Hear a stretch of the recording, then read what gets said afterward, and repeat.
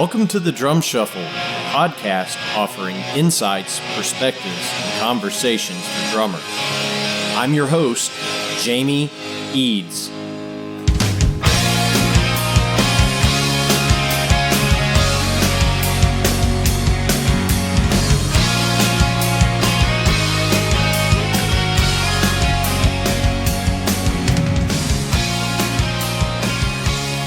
Hey, how's it going out there, everybody? Welcome to the Drum Shuffle. Jamie Eads joining you as always. This is episode 80. I hope everybody's having a great week out there. Firstly, let me give my apologies to everybody. I have been remiss on getting new episodes out in a timely fashion, and I want to explain a little bit of why. I've just been absolutely swamped with everything else going on in life. It is always my intention to get a weekly episode out, but things have been crazy around here, and my time is divided greatly. So I apologize. I promise to try to do better to get these interviews out to everybody, so the hate mail can stop now. All joking aside, thanks so much for tuning in. We really do appreciate it. We have a great interview coming for you today. I am going to be joined by the great John DeChristopher right after this message from our sponsor, Los Cabos Drumsticks. The best kept secret for drummers is finally out. Los Cabos Drumsticks may look like the sticks you grew up with, but these are not your father's drumsticks. Los Cabos Drumsticks is Canada's #1 drumstick brand, and they are coming to a retailer near you. With operations in over 28 countries worldwide, thousands of drummers have already discovered the Los Cabos difference. Using FSC certified wood from Canada and the US, Los Cabos make the finest quality drumsticks, percussion tools, and accessories on the market. The best news, Los Cabos Drumsticks offers you a ton of choice. They have 22 individual drumstick models and 14 percussion tools, many of which are available in 3 different wood types: maple, white hickory, and red hickory. Red hickory comes from the center or heart of the hickory tree and has been independently proven to be both stronger and more elastic than white hickory without adding a lot of weight. While most drumstick manufacturers have shunned red hickory, Los Cabos Drumsticks has embraced it, becoming the only established stick brand in the world to offer a full line of red hickory drumsticks. To learn more about Los Cabos Drumsticks, visit them online at loscabosdrumsticks.com, follow them on Facebook, Twitter, or Instagram, and don't forget to ask for Los Cabos Drumsticks at your favorite retailer. Dare to be different. Join the Red Hickory Revolution with Los Cabos Drumsticks. All right, guys and girls, as I mentioned, we're about to be joined by John DeChristopher here on the Drum Shuffle. John and I actually kind of connected through one of the online drum forums, drumforum.org to be specific. But John was the A&R rep at Zildjian for many, many years. And prior to that, he worked for Drum Workshop in the A&R capacity. But John is now managing a few of the biggest names in drumming. And I had actually reached out to John to try to get Steve Gadd on the show. Now, anybody that knows anything about drumming knows how hard that is going to be, and that's a big ask. But John very politely responded and said, "Hey, man, I'll do my best. Steve doesn't do a whole lot of press." But that kind of sparked up some back and forth between John and I, and I'm going to let him explain his background to you throughout the course of this interview. But John has been in and around the industry for many, many years, and he has so much knowledge about drums and drumming, and he's a pretty darn good drummer himself. So please help me welcome to the Drum Shuffle, John DeChristopher. Hey, good afternoon, John. How's it going today? I'm doing really well, Jamie. Thanks. How are you? Man, I can't complain too much. John, thank you so much for taking time out of your busy schedule to come on the Drum Shuffle. We really do appreciate that. My pleasure, and I appreciate you asking me. Thank you. Oh, absolutely. So there's just so much great knowledge and so many stories that will peel into here in just a moment. But if you would indulge me, tell everybody kind of the backstory. You know, where did you grow up and how did you get into music to begin with? Well, I grew up in a little town called Melrose, Massachusetts. It's just north of Boston, about 5 miles north of Boston. And I started, I started playing drums. Well, I was interested in music as a small child, as I think most kids are. And I grew up in the 60s. And I was a little late to seeing the Beatles on the Ed Sullivan Show. I was born in 1960, so I was too young to actually see it live. But by the mid-60s, I was certainly aware of the Beatles, and then the Monkees came on TV in 1966, and that was actually very influential to me as a 6-year-old kid to see, you know, a weekly TV show with musicians not realizing they didn't actually play their instruments, but, you know, who knew that back then? Excuse me. And, you know, I mean, I think of that as one of my sort of early influences as far as wanting to be a drummer. And I just sort of put that on hold. And by the time I was about 11 years old, I really started, you know, seriously wanting to play. And I bought a pair of drumsticks. I had a paper route, and I bought a pair of drumsticks and someone gave me a practice pad, and I used to just practice, and I didn't take lessons. I just played, you know, sort of tapped along to records and air drummed. And my next door neighbor, whose birthday is today, in fact, my best friend, Mike Mahoney, gave me an old snare drum that he had sitting around his house. He said, you know, you should have this if you're going to really, you know, try to learn how to play the drums. So I had this snare drum for a few months. And then for Christmas that year, my dad bought me a drum set. Okay. And my birthday is the week before Christmas. So it was my 12th birthday. And Christmas, I got a Sears drum set. And so that was my first set, and I just had at it. And, you know, I learned pretty quickly to play, you know, some basic stuff. And by the time I was 13, I was playing in a band with some friends, some kids from the neighborhood, and we actually started doing gigs and, you know, dances and things like that, parties, and I just got more and more serious and more into it, and I joined a better band about a year after that, and the interesting about that is I'm playing with some of those guys now, you know, 45 years later almost. That's awesome. Some of the same. Yeah, I mean, it really kind of went full circle, and I don't want to drag the story out too long, but that was the beginning of it, you know, as a teenager, and it was really all I wanted to do, to the point of you know, wanting to go to Berkeley and study in music school. And when it actually came time to do it, I wasn't, because I was self-taught and I had very little sort of theory on reading. I had just a very basic sort of, a drummer friend of mine had showed me some very basic, you know, bits about reading music. I didn't end up going to Berkeley, and I got a job at a music store in Boston. Okay. When I graduated from high school, and that sort of sets me into a completely different story about how I eventually sort of got into working in the industry as a result of working at this music store in Boston called E. Wurlitzer. And I was still playing, but there I met a guy named Glenn Thomas. And now I'm fast forwarding. I'm jumping around a lot here, Jamie. So no, that's okay, because I know where it's going to end up. So. Well, so this was 1982, and I'd been working at Wurlitzer at that point for almost 3 years.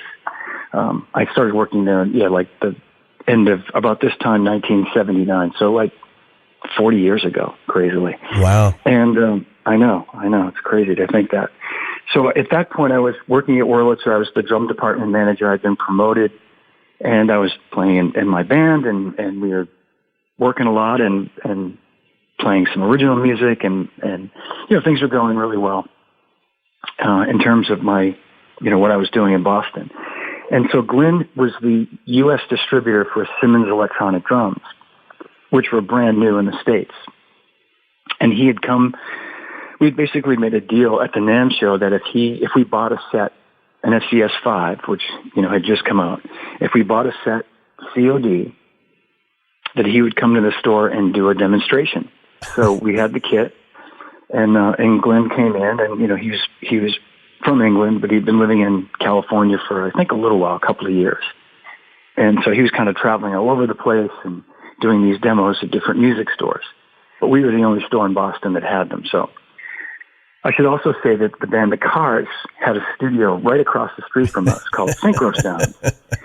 And they used to shop in there all the time. David used to come in, David Robinson, and he didn't endorse any product. So he would come in his tech, or he would buy his sticks and occasionally pick out a cymbal and buy a cymbal here and there. And, that's how it was back then, for the most part. Yeah. Back in the old days. So anyway, Glenn comes in and we hit it off right away, and we set up the kit upstairs in the keyboard department where they had some, some good sound reinforcement to play them through. And I was interested in them. I thought they were pretty unique, but I thought to myself, I don't know. Boy, they feel funny when you hit them, and they make these sounds that I don't know. Little did I know. But David Robinson came to the clinic. There were maybe 30 people in the room. And, he's watching Glenn very intently as Glenn's demonstrating them. He had them sounding amazing. He had them sounding like rototoms and these big, beefy, analog tom-tom sounds. And it was that sound that you were hearing on the Duran Duran records at that time. Absolutely. And yeah, it was really just, I had heard them on records, but it was really just starting to happen. So anyway, Glenn finished. We went out and had a beer or something afterward, and we hung out and, really hit it off. And then he left. And the next day, David Robinson and his drum tech came in and said, can we, mess around with the kit for a while? I said, sure. So we had it set up in the drum department, and I was trying to remember some of the things that Glenn had showed me and that I'd seen him do with it. And we were just experimenting with it. And after about an hour or so, they left. And, a little later, his tech came back and said, we're going to buy it. We can put it on our account. We'll take it. I said, wow, okay. That was easy. Big sale for John. Yeah, big sale for me. I was thinking, I'm going to have to explain to my boss that we bought this kit for whatever it was, $2,500, which is a lot of money back then. And if it was sitting for a month, I know I'd probably get, I'd never hear the end of it. But so they bought the kit. And Glenn called me, I think, later that day or the next day.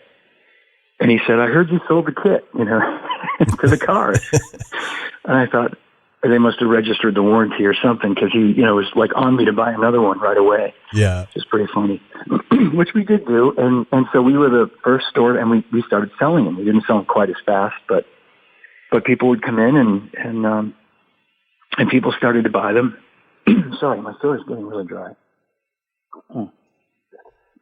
And so that created this relationship developed this relationship with Glenn over the next few years. And at a point, in 1985, I was thinking I wanted to move to Los Angeles. My band, I was sort of done with the scene in Boston and looking to sort of, move to brighter horizons, so to speak, musically.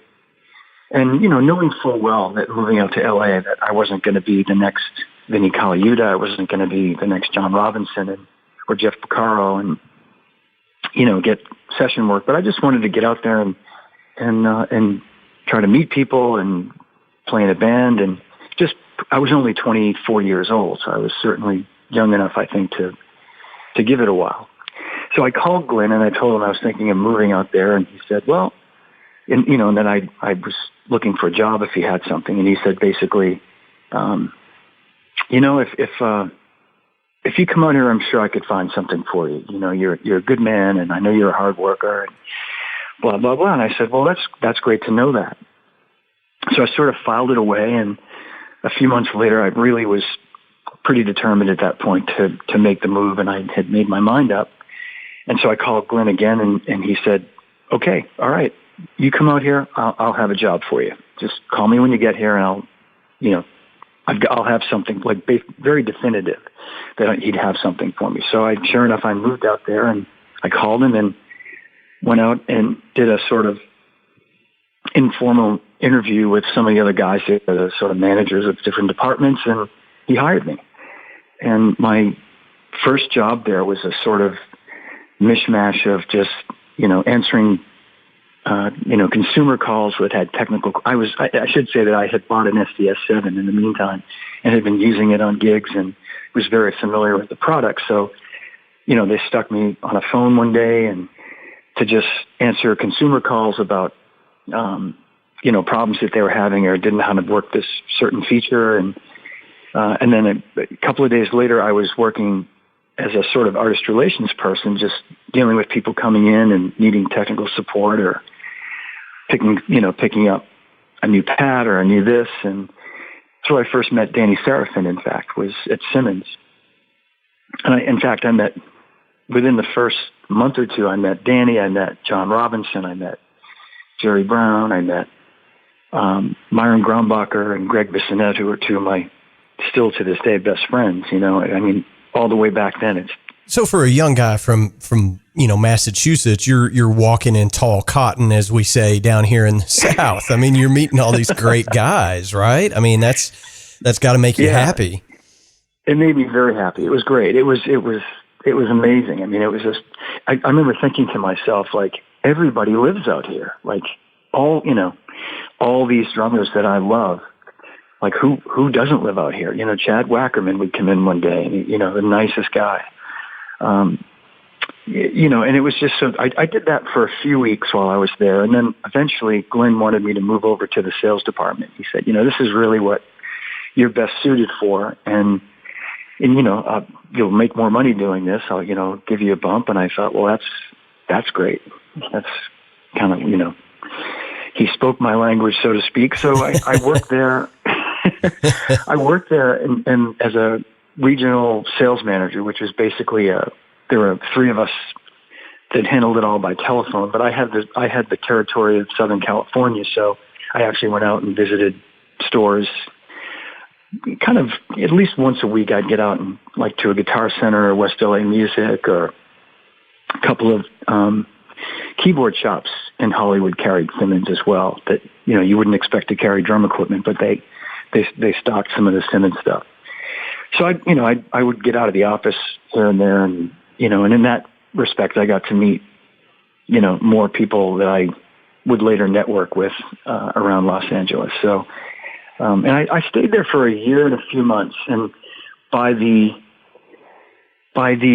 summer of 1986, things had really started to slow down at Simmons, and at the same time, Yamaha and Roland had introduced their first versions of their electronic kits way back then. And, they certainly had an advantage in terms of their, what they had them in terms of marketing and financially and I should even say technology. They had developed a better pad that sort of surpassed where Simmons was at that time anyway. So that was a tough one to overcome. But I think more than anything, they had the distribution. They had the strength of all those Yamaha dealers basically saying, and I remember talking to like the guys at West LA saying, for us to carry Yamaha DX7s and all these other things, we have to stock these electronic drums. That's how they do it. And the same with Roland. It'd be like, well, we have to take these drums because we're a Roland dealer and they won't let us cherry pick. And this is I'm sure it's a common thing that manufacturers do. And so that sort of ate into the whole Simmons thing. And it was, the trends were changing too. People were still buying electronic drums, but if you remember at that time, it was the trend was going back to acoustic drums. Bands like Motley Crue and, all those MTV bands of that time were playing, Pearl double bass drum sets. Right. Yeah. The ubiquitous Pearl export kit, right? Exactly. Yeah. And you could, that translated pretty directly to, a lot of people not wanting electronics anymore. It was like, okay, I tried that. It was sort of a fad, and now I want to, play my acoustic kit. Right. So anyway, at that time, I had, during that time working at Simmons at a Guitar Center opening or somewhere along the line, I had met Don Lombardi, who I think I'd spoken to on the phone once or twice when I worked at the music store at Wurlitzer about a pedal or ordering something. But I met Don, and he was this really nice guy. And, at that time, he just made DW chain pedals, and DW strap drive pedals, and they had come out with a double pedal. Well, they had bought like the old Camco tool and die equipment. That's right. That's how they got started, I think. Yeah. Okay. That's exactly right. He had bought the tooling for all the Camco pedals, and the Camco name was bought by. It was sold by I'm trying to think of Tom Beckman, who was running Camco, then went to work for Roland. It was sold to Tama. They bought the name. Oh, really? I didn't know that. That's interesting. Yeah, and they still do own it, believe it or not. Wow. Okay. There was a period of time in the late 70s, early 80s where Tama made their own version of a Camco drum. You could probably find them on the internet, and Elvin Jones played them for maybe 5 minutes in the early 1980s. Okay.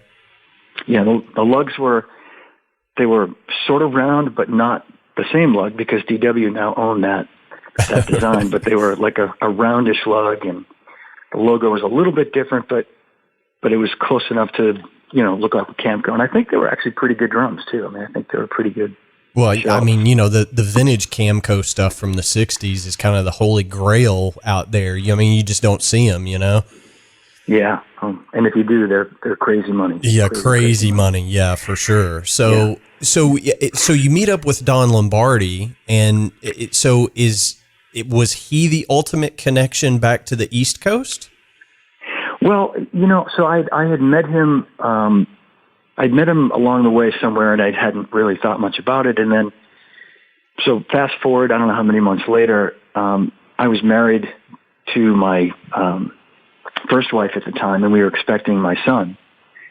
I'm trying to think, just a couple of months pregnant with my son, and I got a phone call one night from Don at my house, and he must have got my number from someone. I don't even remember how he got it, but he's, hey, it's Don. How you doing? And if you've ever talked to Don, he's the best. Yeah, great guy.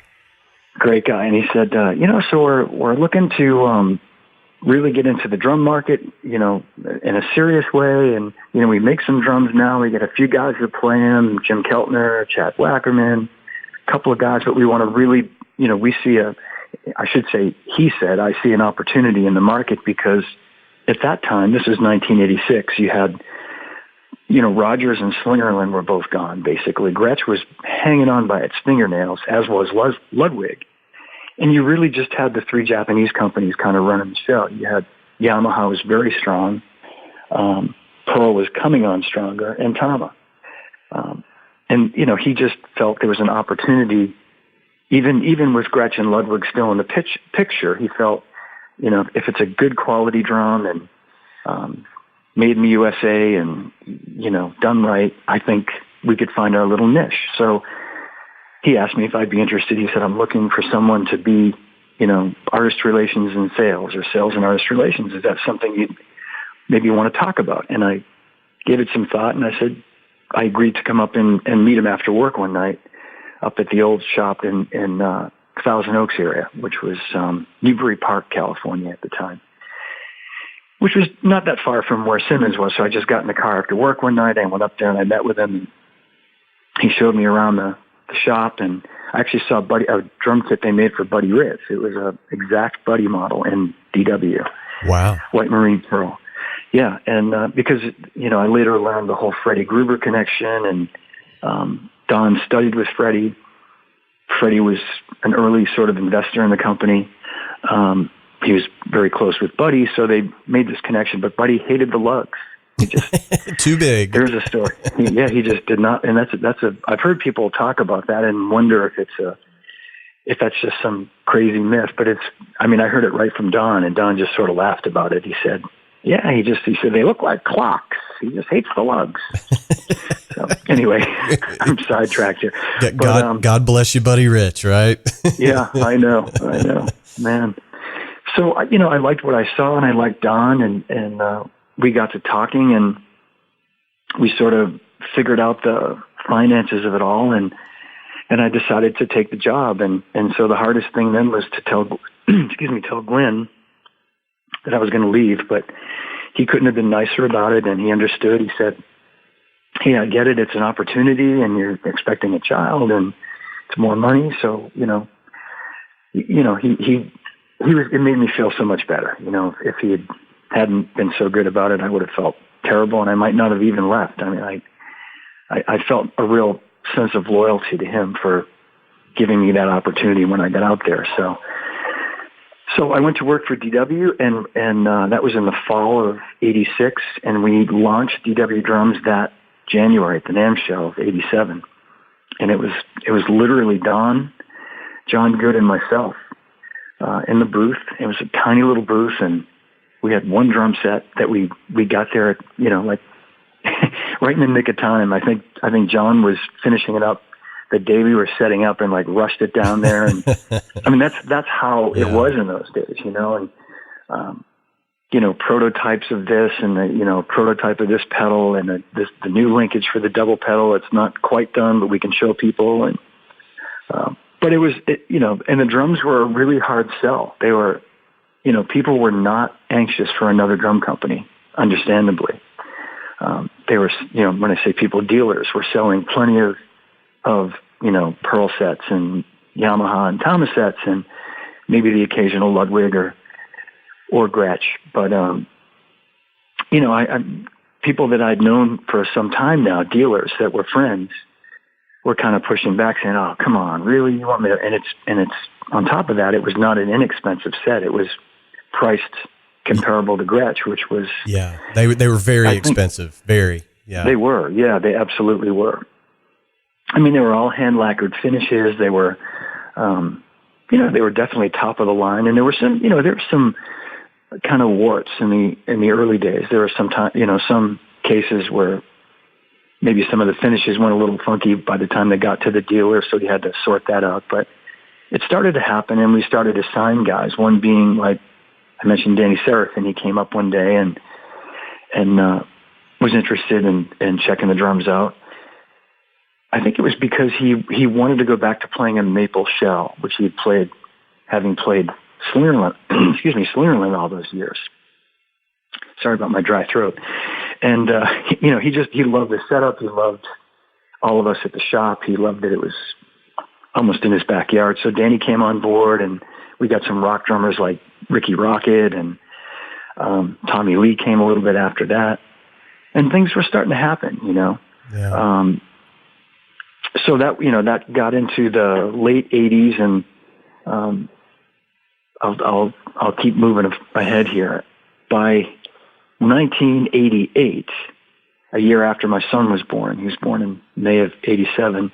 We were kind of flying back and forth all the time to see family for one thing or another, and missing home. And it was hard to think about my son, like, growing up 3,000 miles away from his grandparents and his family. And so I kind of, in my mind anyway, made this decision of moving back when I wasn't sure, but ultimately wanting to move back to Boston. And if there's a way to do it with DW, then even better. But if not, I'll just figure it out. So eventually I talked to Don about it, and he was great about it. I said, I could be your East Coast. Things are going, well enough now that I could work out of my house. I could be your East Coast artist relations sales guy, and I could, actually physically call on Manny's and Sam Ash and all those stores in New York, as well as Boston and New England. And so we put together a plan, and a few months later, I made the move back east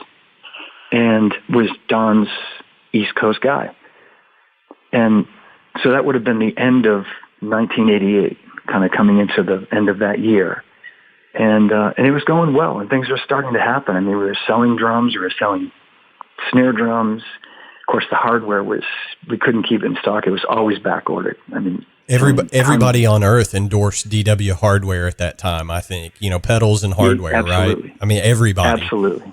Everybody. And the dealers, the music stores couldn't get enough of it. I mean, people like Sam Ash would order, 48 turbo pedals at a time, or, or as many as they could get their hands on. If I said, yeah, we've just done a run and I can get you 50 or 60, I'll take them all, That's a good problem to have. Yeah. So, and I came from being a salaried employee to a commission, a salary with a commission on top of that, smaller salary, obviously. But, so there was definitely motivation for me to get out there and really, push and sell it. And, so things were going well. And it was January of 89. I came back out to California for the NAMM show. Don brought me out for the winter NAMM show, and I happened to go by the Zildjian booth, and I knew some of the folks there, Lenny DeMusio, and I'd met Armin a couple of times and some other folks.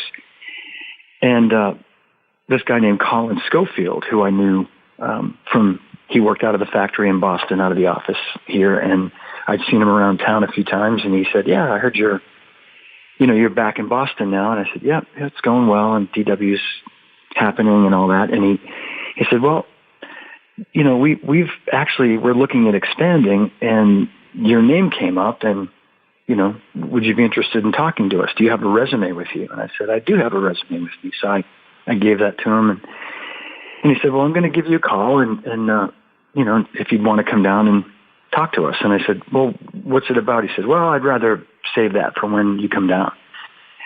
I said, "Okay, all right."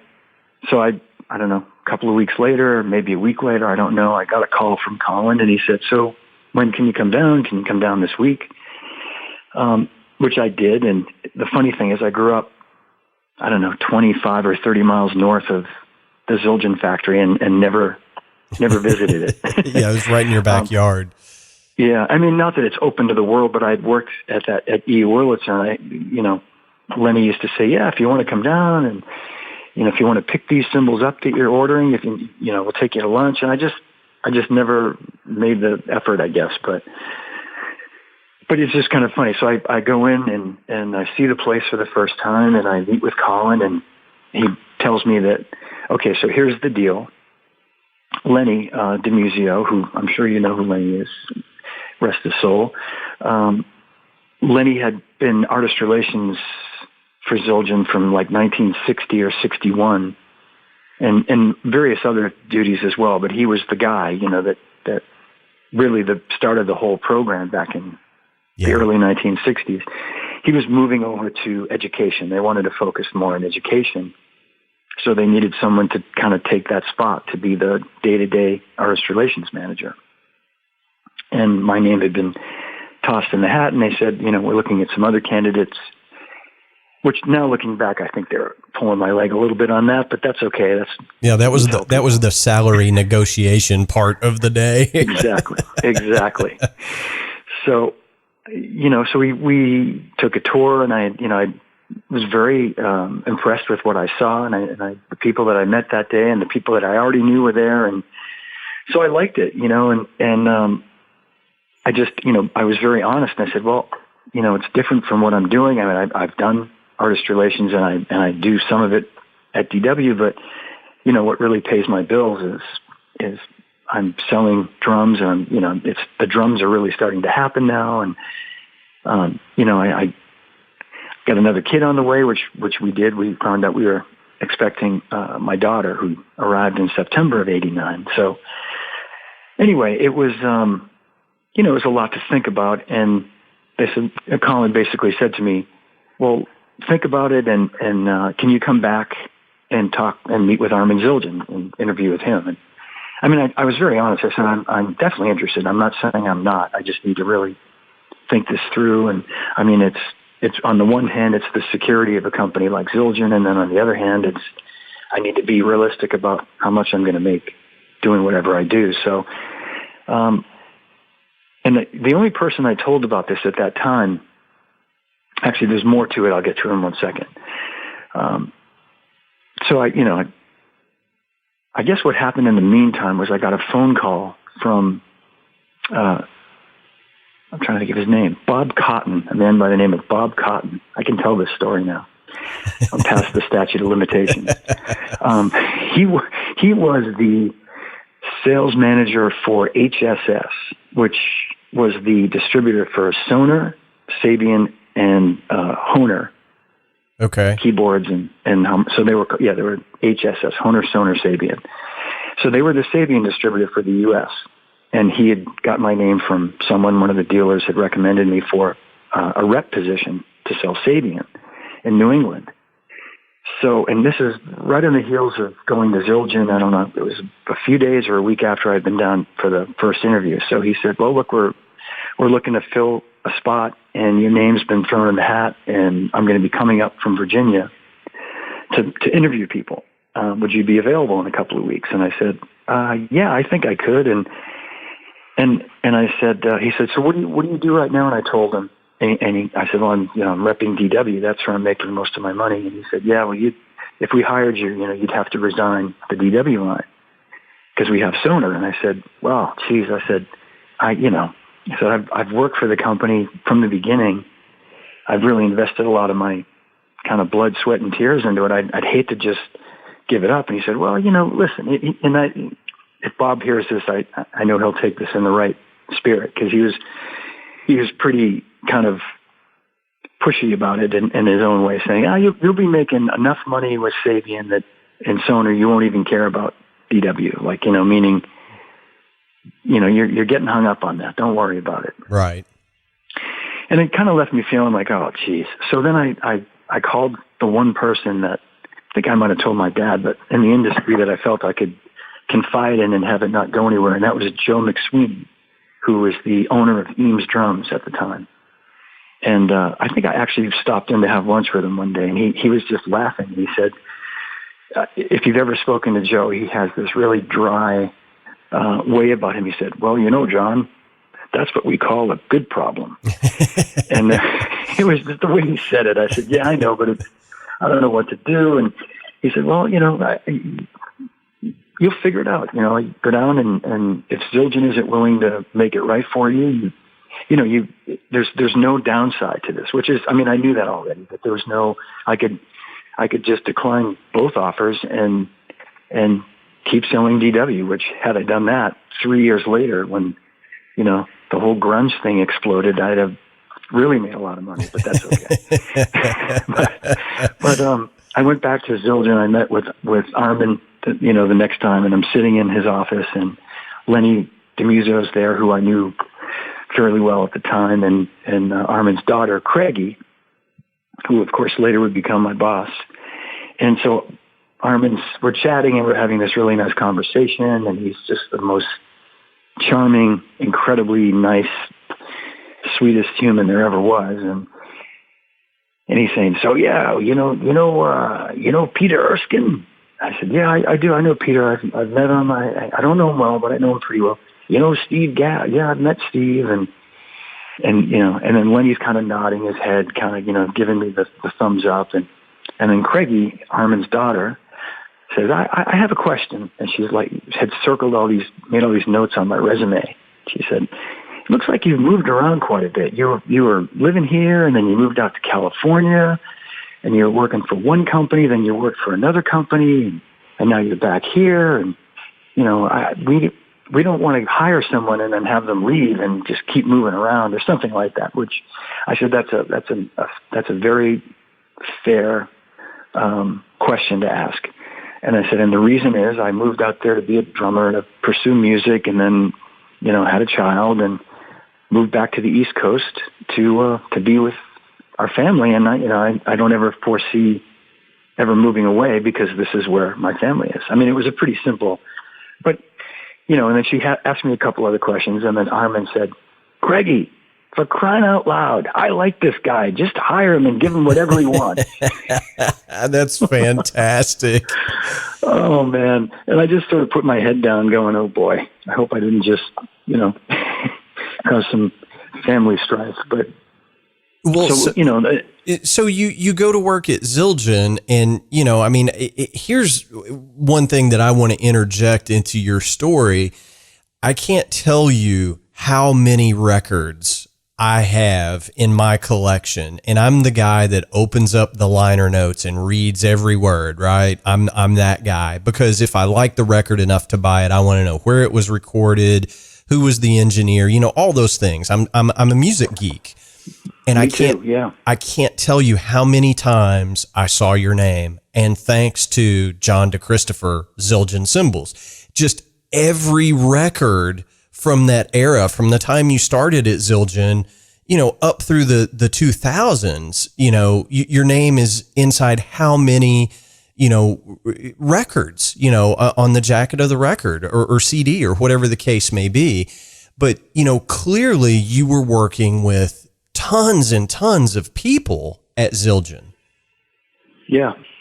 I mean, and it was a busy time. Yeah, and we talked a little bit offline about this, before we started the interview. But in your day-to-day interactions at Zildjian, I'm sure you're talking to Peter Erskine, Steve Gadd, and countless others.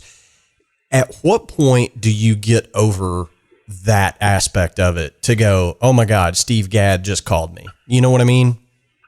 Yeah, I mean, I do. And for some of the guys, some of the artists, it took longer than others, I guess you could say.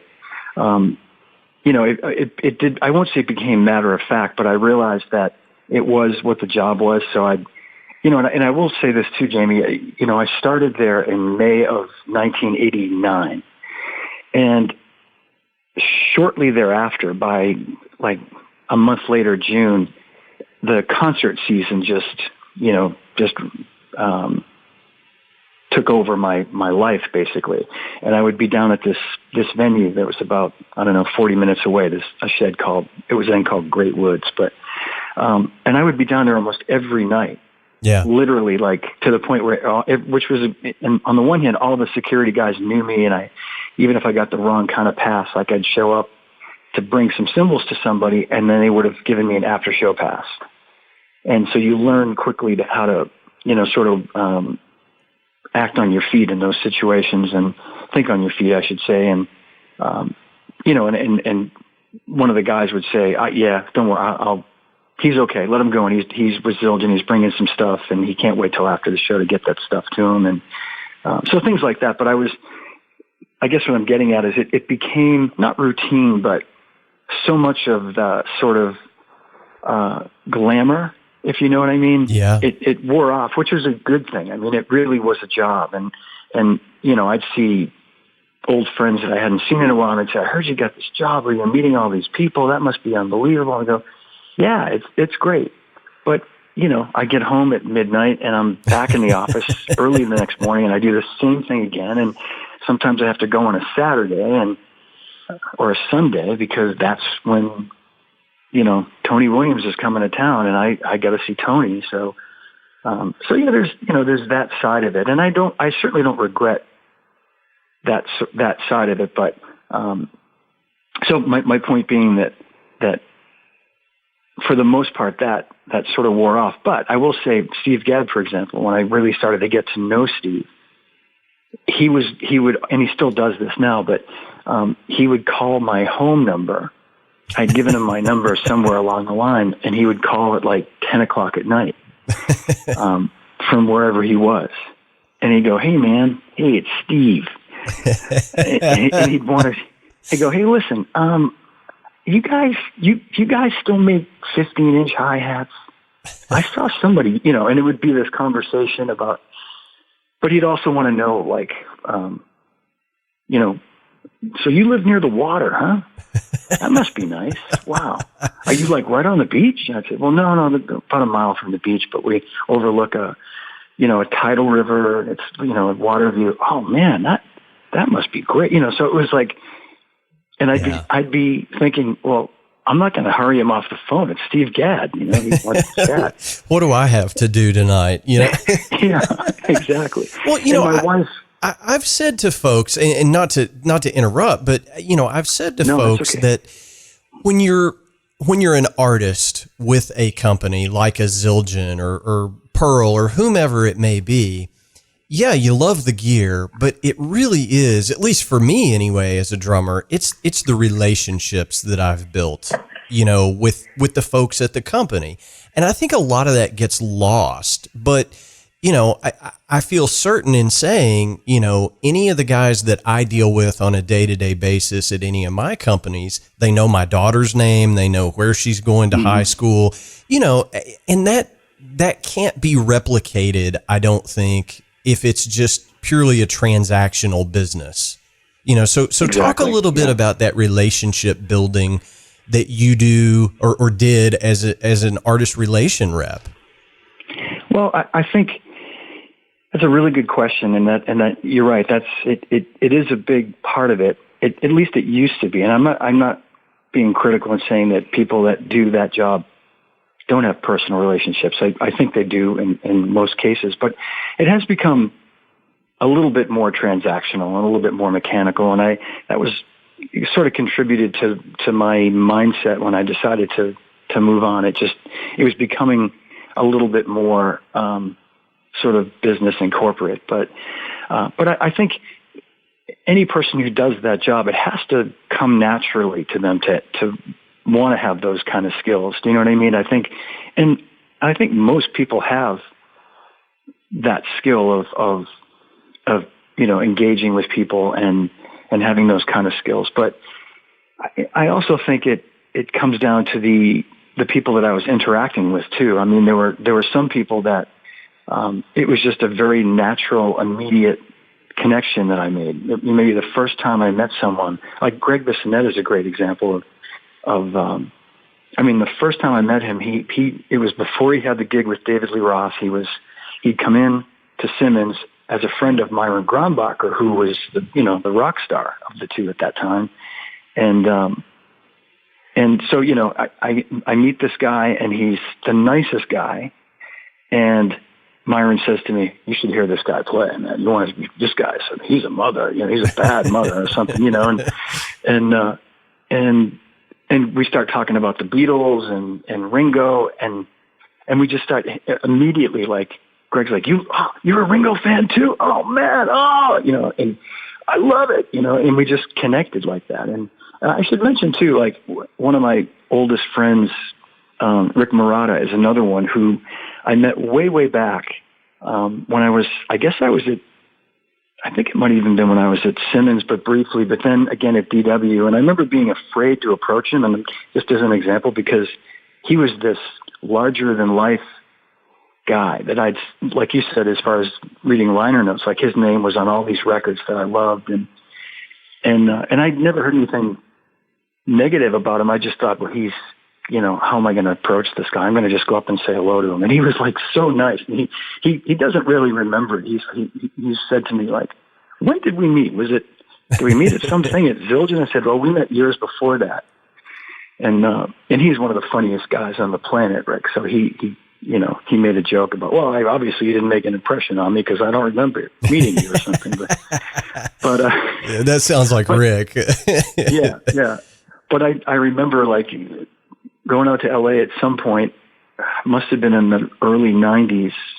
I used to go out there all the time, even though I was, when I was living in Boston, I'd go out there when I was at Zildjian every month, it seemed, or every 6 weeks or so for one thing or another. And there was an office out there that I'd work out of, and having dinner with Rick and some other guys. And I remember him saying, like, well, man, listen, when you come out here, you should call me and we'll hang out. We'll go do this. We'll do that. And he was just so easy to hang out with. There was no, it just, like most of the guys, there was nothing, not uncomfortable, but there wasn't any sort of ego or anything like that. It's just like a regular guy.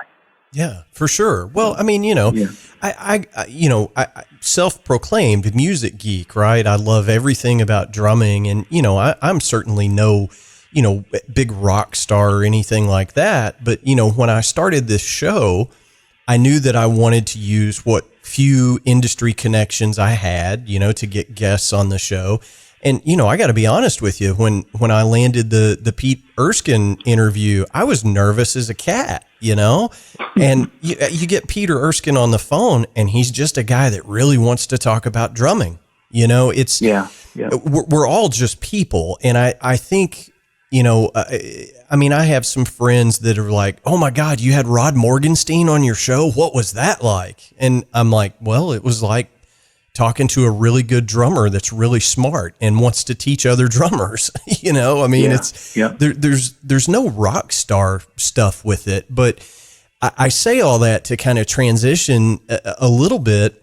You shared with me a couple of weeks back a great interview that you had done with Stan Lynch, of course, famously from Tom Petty and the Heartbreakers. You've gotten to know these guys, but you've used your talents in other ways over the years as well. You've worked for a couple of different drum magazines doing interviews and things, and that is based upon relationships, right?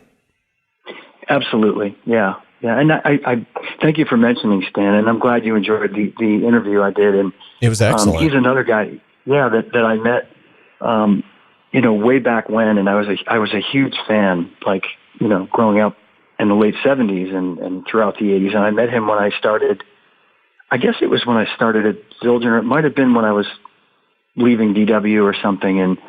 And just a salt of the earth kind of guy. I mean, just like down to earth. I'll get a phone call from him out of the blue, an email, and he's living down in Florida now. And he just wants to stay connected. I love that about him. That he'll just go, "Hey man, I was thinking about you and hit me back sometime, or something." And, he's one of the most criminally underrated drummers of all time, in my opinion. I mean, what he did with that band is, I don't know how many of my listeners have sat down and tried to play a set of Tom Petty's music, but to get those feels perfect is next to impossible. It really is. I agree. Yeah. I mean, it is for me at least, Jamie. I mean, it is for me too. I mean, it's just, he has something that can't be taught. And, I don't know what it is, but, call it the special sauce, but just criminally underrated in terms of drummers. But one other thing that I want to touch on, and I want to be respectful of your time. I don't want to take up your whole day, but, on my Mount Rushmore of drummers, I would, if I had to pick four, I would absolutely have Charlie Watts up there. And, you and I have talked about this before. You have gotten to know Charlie over the years, and, Charlie is, kind of famously a non-endorser of, of products for lack of a better term. I mean, he's still using 60s UFIP symbols, for example, that you just can't find anymore. But tell us a good Charlie Watts story, if you would. Sure. Yeah. And I should say, and I know I skipped over this, but I was so, I was trying to get my story of like how I started playing through, and I skipped over a lot of important parts, or what I think to be important parts, which one being Charlie. When I really got serious about playing in the summer of 1972, Exile on Main Street had just come out. The greatest album of all time, in my opinion. Absolutely. I'm high-fiving you right now. Yeah, absolutely. I'll take that over anything, any day. Absolutely. And my sister, who's 5 years older than me, was really into the Stones, and she's the person who got me into them. So she'd be listening to that record, and it would just sort of by osmosis, make its way into my my brain and my system, and I started listening to that record over and over and like playing along to it, and so that was really a huge influence on my drumming, and then all the other records around that I then got hip to, like Sticky Fingers and older records, and then later the stuff they did. But that one record, I would just play it over and over again, and just playing along to it. So anyway, Charlie had this special place in my heart, and I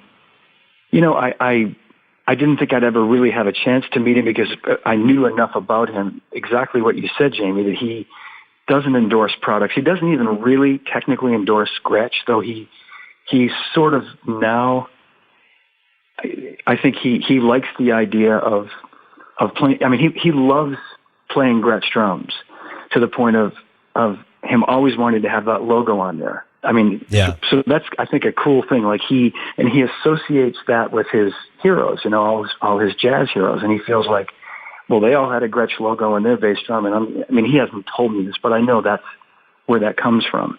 and he loves that part of it. But he does like to just play whatever he wants to play, which would be a mixture of UFIP cymbals and some Zildjians, and for a long time, Paiste cymbals. And it took me a while to realize that, because I kind of assumed as a kid he was playing A Zildjians on all those records. And the first time, 30 years ago, in fact, in 1989, they were playing at what's now Gillette Stadium in Foxborough, Mass., where the New England Patriots play. But it was the big stadium, and Living Color was opening, and Will and I had become good friends, Will Calhoun. And I'd only been with Zildjian 6 months or so at that point. But Will got me into the show, and I got up on stage before Charlie got there, and I got up behind his drums. They were set up, and in fact, one of the guys that was working for the Stones at that time had worked for the Cars, a guy named Andy Topeka, who's no longer with us, unfortunately, but he recognized me. He said, "Hey, John," and I told him I was working for Zildjian, and, just anyway, it sort of gave me the sort of green light to kind of go up on his riser and sort of check it out. And I looked, I was, my goal being, I want to see what the heck these cymbals are after all these years of trying to figure it out. And I realized, okay, he's playing some old new beats, look like 60s, certainly old new beats. The obvious UFIP China above his small tom, another UFIP China above his floor tom with rivets, the flat ride, which I couldn't make out really anything, and the 16-inch crash that you heard on all those records was a Paiste 602. If you looked at it, I could send you a picture of it. If you looked at it, you'd swear it was an A Zildjian. As you know, the old 602s had that look to them, the lathing and the shape. But it had they had a unique, I shouldn't say that the shape was a little bit different from a Zildjian, but that kind of blew my mind. I went, oh my gosh, this is a Paiste 602. Wow. I was kind of a little bit heartbroken, but I didn't get to meet Charlie that time. And then they came back again in 1994, and Lenny Kravitz was opening that year, and Cindy Blackman was my good friend, and she said to me, I told Charlie you were coming, and he said so he'd like to meet you. And I said, oh, man, that's going to be great. But it just didn't happen. It was typical chaos before a show. And, it's probably easier to see the Pope. And people have asked me, I'm going to go see the Stones in Miami. Is it possible for you to get me a pass? And I'm like, it would be easier to meet the Pope than I can get you into the Oval Office easier than I can get you into Charlie's dressing room. And people, when you explain it, that they do understand. I go, you got to realize these guys they're not entertaining people backstage. They're in their dressing room getting, you and I know all that stuff. So yeah.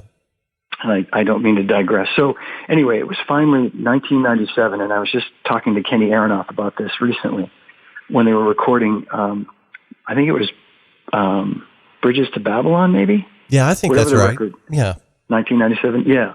They were recording at Ocean Way in Los Angeles, and Kenny Aronoff had been invited to play percussion. And I got a call from him one day, and he was like beside himself. He'd been up all night recording with them and said, it was me and Keltner, and then we were doing some stuff with Charlie and blah, blah, blah. They're at Ocean Way. And I knew that Charlie had a drum tech named Chooch McGee. So I left a message at Ocean Way for Chooch. I told him who I was and, Zildjian, and I got a phone call back from Chooch, like later that day or the next day. And I just said, look, I'm not asking for anything or asking Charlie to do anything, but I'd love to send him some old vintage A Zildjian cymbals that we recently uncovered in our vault. I said, these were made in the 40s. They don't even have stamps on them. And this is true. I'd given some to Ringo a couple of years before. And I said, because these are going to get locked up, and I want to get some to Charlie before I can't have access to them. And he said, well, let me talk to Charlie. He said, can you do me a favor and write all this down in a letter and send it to my hotel, and then I'll give it to Charlie. Yeah. So I did. I wrote it all down in a letter and I addressed to Charlie, and then I FedExed it, so they would have got it the next day. And then I left on a clinic tour with Dennis Chambers for like 2 weeks. And I called in one day, maybe a few days into my trip, checking my voicemail, and there was a message from Charlie himself saying, hello, I got your letter. I'd love to check out these old cymbals. It was just, I still have the recording, you know, and trying to get this in because I know we're getting tight on time, but the long and short of it is I sent him the cymbals. He asked for a specially made a Zildjian swish to be laid down really thin with rivets, which we did. And a few months after that, while they were in New York, I met him for the first time. And I will say that it was, for me, I had to pinch myself that it was so genuinely comfortable. Do you know what I mean? He was so nice. Yeah. And I wasn't sure I thought it was just going to be a handshake. That's it. Nice to meet you. That's the end of it.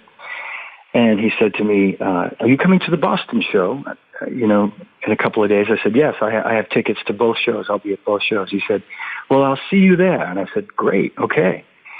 And Chooch, you know, his tech Chooch had got me in there and we had hit it off and become friends. And I said, Charlie, a friend of mine named Brian Blade is playing this weekend at a jazz club in Boston on Sunday night. Assuming you guys are in town on Sunday, it's the night before the first show. If you'd like to go, it's with a tenor player named Joshua Redman and a great bass player named Christian McBride. And he said, can I let you know? And I said, sure, absolutely. You can let me know. So this was like I think I'd seen him on a Thursday in New York. Went home over the weekend. I got a call from Chooch on Saturday saying, Charlie and I would like to come if it's still possible tomorrow night, meaning Sunday night. So I called the manager at the club and told him I might need 2 more tickets. It was sold out. I told him, you know, it was for Charlie. So he said, okay, I'll make it work.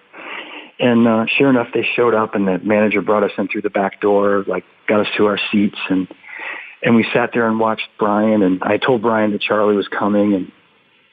And we really like that was like the beginning of this friendship 22 years ago. I mean, it was, you know, he was, he's just such a great down to earth guy. I just spoke with him last week, unfortunately, to give him the news about Ginger that, it was before Ginger passed away, but I said, I don't know if you've heard about Ginger. He said, no, what's going on? And I said, well, he's not doing well and he doesn't have much time. They've moved him to hospice. And he said, you know, do you have a number? And I said, yeah, here's a number for his daughter. And so I think Charlie called right away and got to say goodbye to Ginger, which was really nice. Oh, that's a great story right there. Well, two observations that I want to make here. Number one, Brian Blade is incredible, but if I'm Brian Blade, I hate John DeChristopher for the rest of his life for bringing Charlie Watts to one of my gigs. No pressure at all, right? No pressure. All joking aside, you know, Charlie doesn't do a lot of press. He doesn't do a lot of interviews. The few that he ever has done, you can tell he's really uncomfortable having the spotlight in his face. He's not wired that way.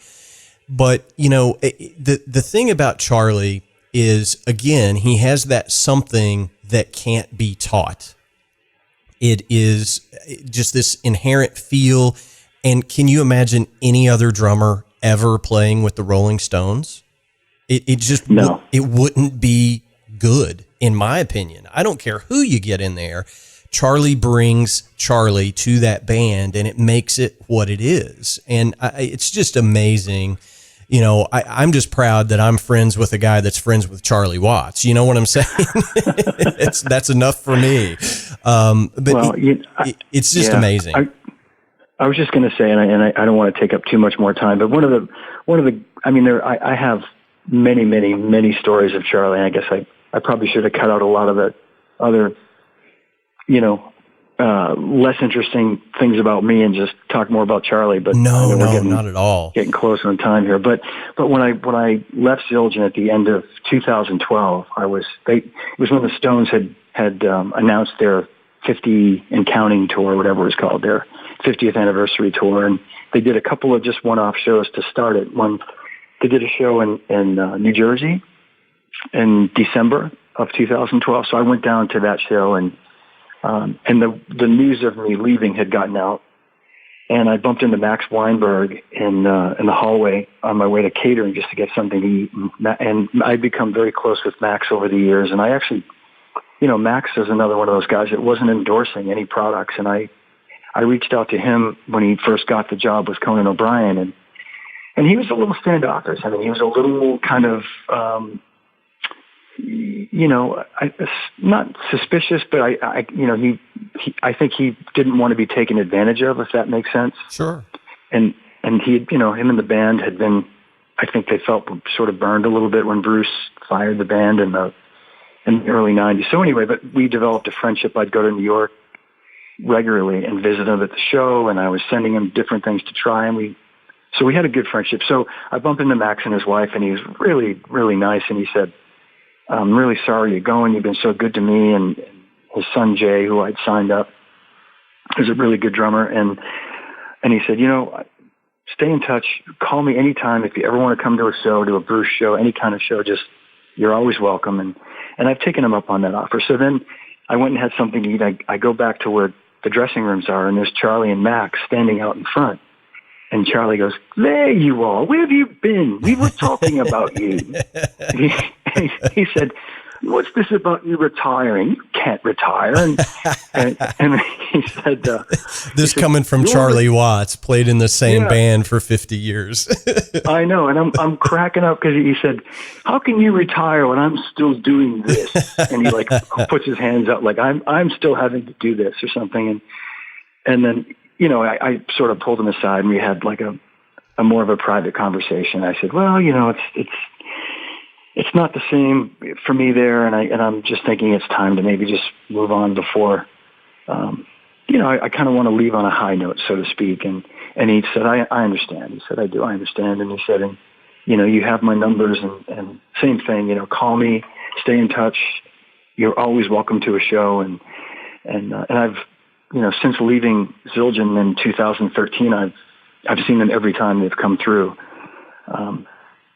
As recently as this past summer when they played in the Boston area, and it was just really great. I mean, he makes.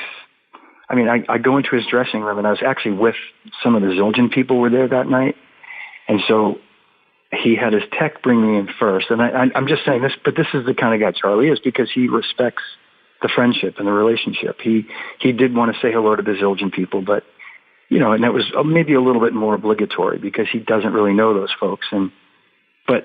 They've been nice to him. They've given him a couple of things. And so I go in and I spend about a half hour or so in his dressing room, or 45 minutes. And Don, his tech, came in and said, "Charlie, you want to say hi to the Zildjian folks before it's too late?" He said, "Oh, yeah, who's there? Who is it?" And he said, "Oh, well, just have them come in." So they came in, and he said hello for about 5 minutes. And some of them took their pictures, and then they were leaving, and I started to follow them. And he said, "Where are you going?" And I said, "Well, I spent a lot of time with you. I don't want to." "Well, I've got nothing to do. If you got somewhere to go, that's fine. But I don't feel like you have to go. I'm not going anywhere." And so I sat with him for like another half hour, and we were looking at pictures of I was showing him pictures of my vintage drums, and I just bought this Gretsch gold-plated snare drum. I don't know if you'd seen it on the forum, but I have. Yeah, it's a beauty, and I had a picture of it, and he's using one on the B stage on this tour, and that's pretty beat up. And I showed him the picture of mine. He said, "Wow, that's like in really good shape. That looks a lot better than mine." And it's just funny. We were just sitting there geeking out about drums, and then finally somebody said, 15 minutes, and I said, "Well, Charlie, I should let you go. I should get moving." And so I, made my way out there, but I'd gone through a lot to get there that day. I'd taken a long trip from Martha's Vineyard on the ferry, driven up in the traffic, and it was well worth it. I mean, it's times 100. Yeah, to hang out with Charlie. Now, and I don't want to put too fine a point on this, and I do want to be respectful of your time, but you've said retire a couple of times, and I want you can share whatever you'd like, but you're not retired. It's not like you go fishing every day. You're still involved in the drumming community. What would you like to share with our listeners about what you're up to these days? Well, I promise, without making it too long a story, about 5 years ago, I'd already, this was 2014, I'd been retired, in quotations, for, at that point, about a year.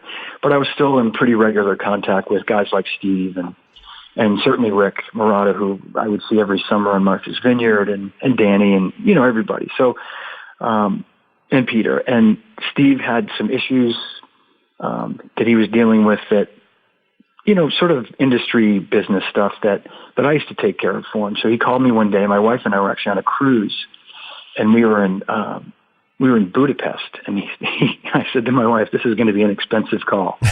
So he starts telling me, "Man, I'm getting these calls to do clinics, but I don't want to, I don't want to say no, that I can never do them. I can't do them now, but maybe, can you help me with this?" And I said, "Well, you should just have the guys at Yamaha or the guys at Zildjian." He said, "Well, you used to do this for me. Can you do it?" And so we got into this conversation, and I said, "Steve, are you asking me to manage you again?" And he said, "Now, Johnny, don't go putting words in my mouth now. Come on now. Don't start that." So we kind of had this little laugh, and I said, "Well, look, when I get back, let's talk, and we'll figure something out." So I basically took on kind of his drum business stuff. And one of the things we were working on in the beginning was he was putting out a record, and he needed just some marketing stuff for like logos and T-shirts, and just getting some industry support for different things. And those occasions where he can do a clinic or a master class or some sort of an appearance, and I can, kind of sort that out for him. And then when Peter got wind of it, he said, "Wait a minute, I want in on this," and as Peter will. And in Peter's case, it's much more extensive. It's pretty much everything that Peter does, other than if he gets called to do a session in LA, he deals with all that stuff. But, he gets called to play concerts in London or Budapest or somewhere in Europe, and I take care of all the arrangements for him. And the same with Danny and Rick. And they're a little less active, those two guys. But I have to be honest, I didn't intend to do this, and I don't want to take on any more clients because I don't want to spend a lot of time doing this job. I hope that doesn't come out the wrong way, but I now have 2 grandkids, and I'm playing in a band, and I have a pretty full life, as full as I want it to be. I'm not sitting around looking for stuff to do. So it's flattering when I get messages from old friends, drummers, saying, "Hey, I heard you doing this management thing or this representative thing. I'd love to get involved." And I've had several really great drummer friends ask that, and I've just said, at this point right now, I just don't want to be back spending every minute of every day kind of doing a job. Yeah. And John, this is what we call a good problem. It is a good problem. It is. I can't complain about anything. I really can't. You're just such an in-demand guy, and I want to get this on the record for my listeners, my loyal listeners who tune in, week in and week out. That's how we met. I reached out to you and said, "Hey, oh my God, how do we get Steve Gadd on the Drum Shuffle?" So I just want my listeners to know that asked and answered. And, maybe one of these days when Dr. Gadd isn't quite so busy, we can steal 45 minutes of his day. But that's kind of how we got connected, is through one of the drum forums. And, it's always good to have those connections. And at the end of the day, I think what I want to get across to everybody is you're only about 3 emails away from anybody on earth, truly. If that's true. And it's this business, you think, the music business or drummers or whatever, it's such a huge industry. It's not. The gear companies, it's a huge industry. It's not. It's a small world. And if you I don't want to end this on a negative, but if you do something to one guy, that gets around pretty quick in the industry. Absolutely. So you want to make sure that you're presenting yourself as a pro at all times. John, I can't thank you enough for your time. Our tradition, as always, here on the Drum Shuffle, we always ask all of our guests for a good piece of advice. lay on us whatever you'd like. What should we all be doing as drummers, as musicians, as humans, whatever you want it to be? Well, I think you just said it. I was going to make a joke and say, get a regular job, don't be a drummer. But well, that's good advice too. Thankfully, my son did just that. But no, I think what you just said is really important and really key, Jamie, in that being a good person, being an honest person, and there are many sort of facets to that. But certainly in the industry, being honest means if you get involved with a company, endorsing a company, don't take advantage of it, and don't, I shouldn't say that there are people that do that. I mean, there's always people that are going to take advantage of a situation, I suppose, but for the most part, that's not something people tend to do. But my point being that things like that do get around if you jump from company to company without the right justification for it. I mean, everybody talks to everyone. People find out that so-and-so isn't really the easiest guy to deal with or easiest gal to deal with. So, people are more kind of maybe cautious. Do you know what I mean? Is that? Yeah, oh yeah, sure. Things like that. But I think it all comes down to just simply being a good person, being an honest person. And the other thing that I would say, and I think I can say this from my own standpoint, is as a young drummer, I felt like as long as I practiced every day, I didn't really need to study with a teacher. I could learn it all. I knew how to play rudiments, and I could, I got by, and I was playing in bands, and people thought I was a good drummer. And when you're 16 or 17 years old, and all your friends and even some other drummers tell you you're a good drummer, you start to believe it.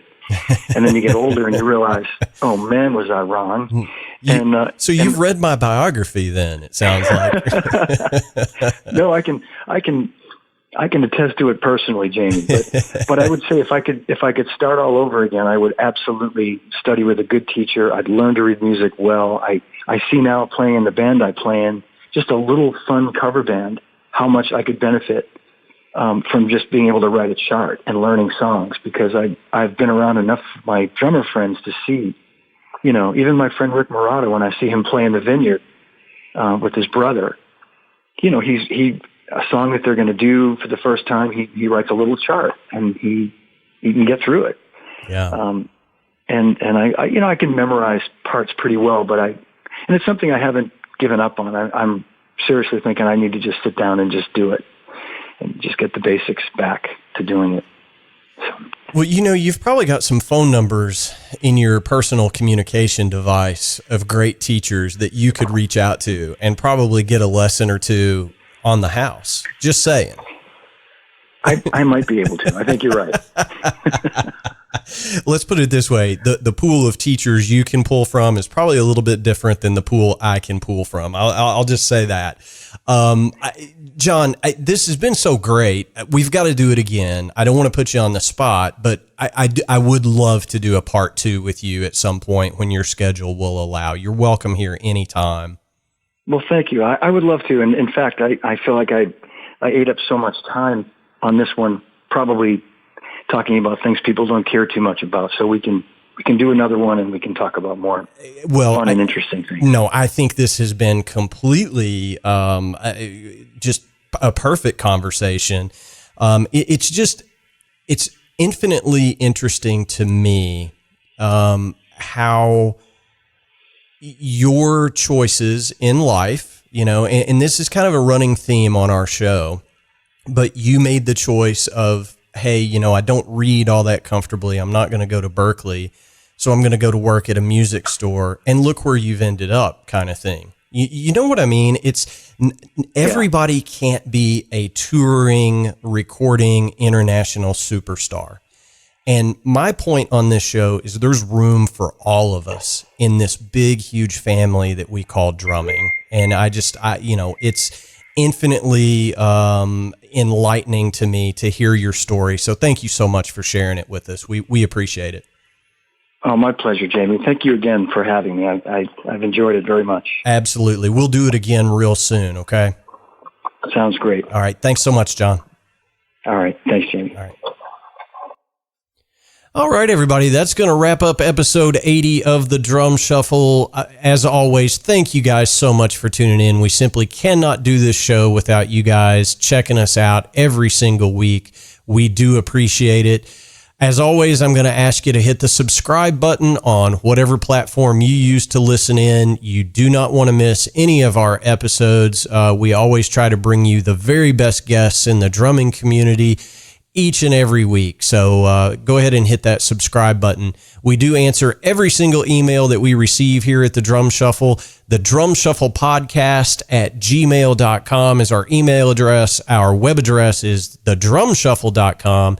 And of course, you can find more information about me over at jamieeads.com. While you're there, click on those social media links and follow us on those platforms as well. We do try to keep social media going at all times. While I am on the subject of thanking folks, I want to send a huge thank you out to a former guest and my buddy, Chad Gamble of Jason Isbell and the 400 unit. Last week, I had the opportunity to catch a couple of their shows at the Ryman Theater down in Nashville, and Chad was so very gracious with his time. We got to visit for quite a few minutes before their Wednesday night show. So thanks, Chad. We really do appreciate it. We're going to try to get Chad back here very soon to talk about all things Jason Isbell and the 400 unit.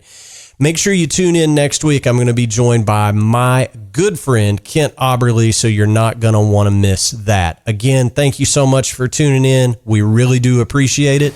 So until next time, may your head stay strong and your sticks never break. Cheers, everybody.